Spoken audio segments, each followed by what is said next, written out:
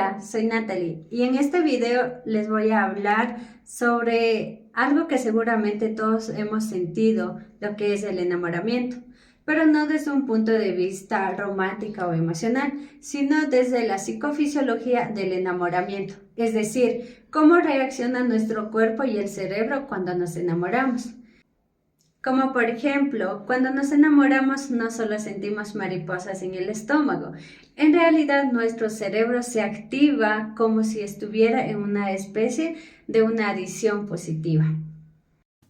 El enamoramiento es una experiencia intensa que no solo se siente con el corazón, sino también en el cerebro. Desde la psicofisiología entendemos que enamorarse es un proceso en el que se activan redes cerebrales muy específicas que regulan la motivación, el placer y el vínculo afectivo con otra persona. Estas respuestas no ocurren al azar. Cuando nos enamoramos, se activan estructuras cerebrales como el sistema de recompensa. Incluye estructuras como el núcleo accumbens, el área tegmental ventral y el caudado.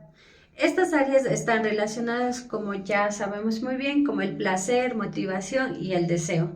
También todas estas regiones van a participar en otras zonas como lo conocemos la amígdala, que procesan las emociones, el hipocampo, que guardan recuerdos emocionales, y la corteza prefrontal, que nos ayuda a tomar decisiones mejores. Y aunque sabemos muy bien, cuando estamos enamorados, no siempre decidimos de una manera racional. En cuanto a las sustancias químicas, el enamoramiento está impulsado por dopamina, oxitocina, vasopresina y baja serotonina. Ya, vamos a conocer un poco de las funciones de estos neurotransmisores, como la dopamina, que nos da esa sensación intensa del placer, mientras tanto que la oxitocina y la vasopresina, que van a fortalecer el vínculo con otra persona.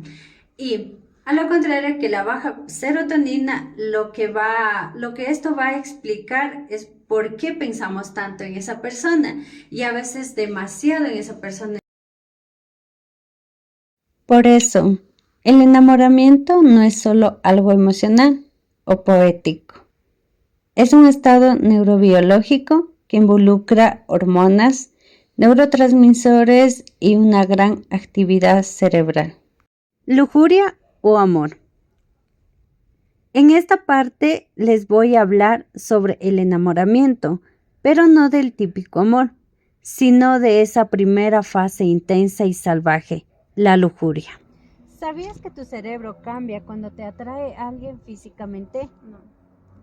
Según el estudio publicado en el Cerebral Cortex en el 2024, menciona de que se activa una área preóptica del hipotálamo.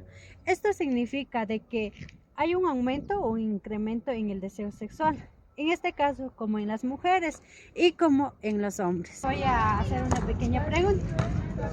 Cuando ustedes se conocieron, ¿cuál fue la primera atracción de su pareja físicamente? Su rostro y su carita linda. Esa atracción no fue casual, fue pura química. En los hombres, la testosterona potencia el deseo y hace que se enfoquen en cosas como la musculatura o el rostro.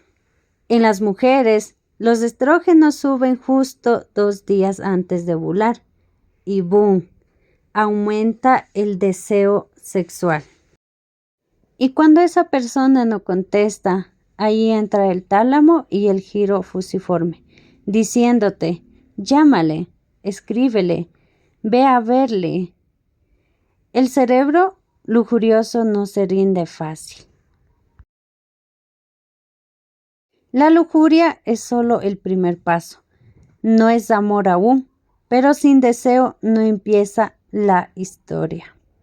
Pues bien, continuando con nuestra explicación, yo voy a hablarles acerca de una de las experiencias más intensas que puede llegar a sufrir el ser humano, es decir, el enamoramiento. Pues, ¿qué es el enamoramiento? Comúnmente lo definimos como una de las primeras etapas, donde las personas llegan a sentir mariposas en el estómago, sienten que su mundo gira alrededor de esa persona y tienen pensamientos constantes a lo largo del día con esa persona. Decimos que durante el enamoramiento nuestro cerebro es una especie de modo turbo emocional. ¿Qué quiere decir esto? Que nuestro cerebro empieza a activar tanto hormonas y neurotransmisores que alteran tanto nuestra percepción, emociones y también nuestra conducta. Entre los principales neurotransmisores y hormonas implicadas en este proceso tenemos primero a la dopamina. La dopamina es la responsable del placer y la recompensa, como ya se sabe. Pero esta funciona de la siguiente manera. Cuando estamos con esa persona especial, la dopamina se libera en grandes cantidades, generando lo que es una sensación de euforia y un deseo constante. Por esto, estar enamorado puede parecer adictivo. Luego tenemos también a la noradrenalina. En cambio, esta es una sustancia que aumenta la energía, acelera el ritmo cardíaco y nos mantiene alerta. Se puede decir que esta, en cambio, es la causante de los síntomas nerviosos, como por ejemplo la sudoración de las manos, la dificultad para concentrarnos y trabarnos al momento de hablar. Luego tenemos en cambio a la serotonina.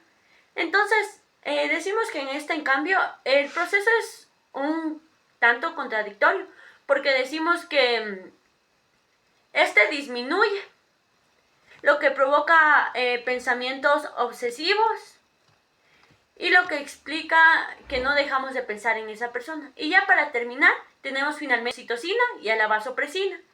En cambio, estas dos, aunque bien se sabe que están asociadas más al apego, también empiezan a actuar en esta etapa, fomentando las conexiones emocionales y la confianza. Pero bueno, definamos cuánto dura esta etapa. Estudios científicos revelan que esta etapa puede durar alrededor de 6 a 12 meses, dependiendo de cada persona, de los vínculos obviamente que existan también en la relación.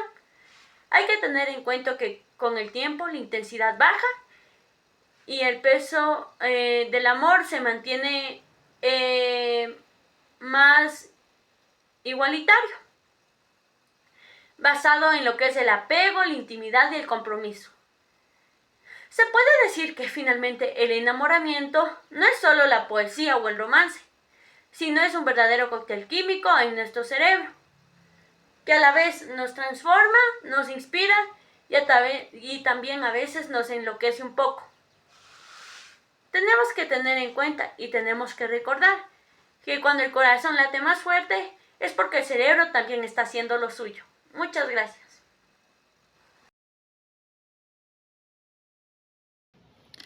Hola a todos, el día de hoy vamos a hablar de una fase muy importante que forma parte del enamoramiento, que es el apego.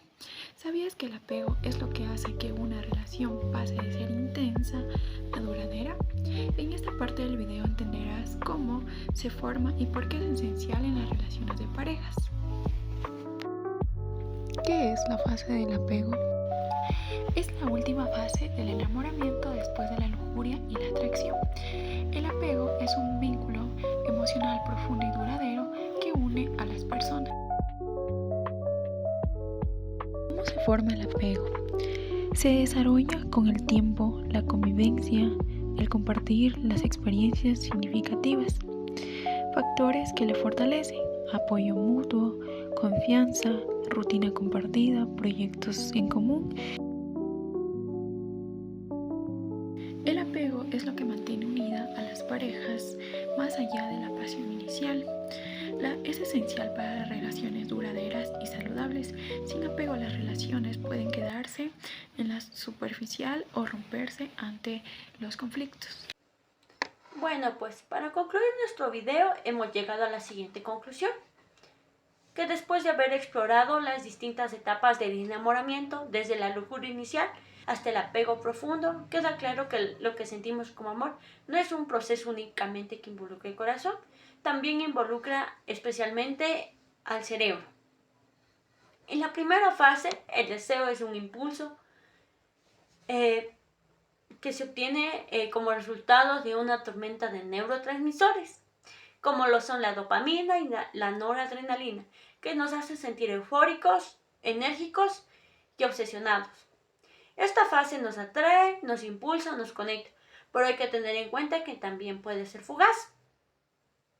A medida de que las relaciones avanzan, entran en juego otras sustancias, como lo son la oxitocina y la vasopresina, que como ya se sabe, tienen la función de fortalecer la confianza y los vínculos emocionales. Aquí es donde la atracción intensa empieza a transformarse en algo más significativo. El apego no es tan explosivo como al inicio del proceso. Más bien, se transforma de cierta manera en relaciones duraderas basadas en la seguridad, la intimidad y el compromiso. Y por último, podemos decir que enamorarse puede ser un proceso biológicamente inevitable, pero quedarse enamorado es una decisión consciente de todas las personas que implica factores como tiempo, empatía y cuidado. Entender lo que ocurre en nuestro cerebro nos permite vivir el amor con más claridad, responsabilidad y profundidad. Porque al final el verdadero amor no es solo lo que se siente, sino también lo que se construye. Muchas gracias.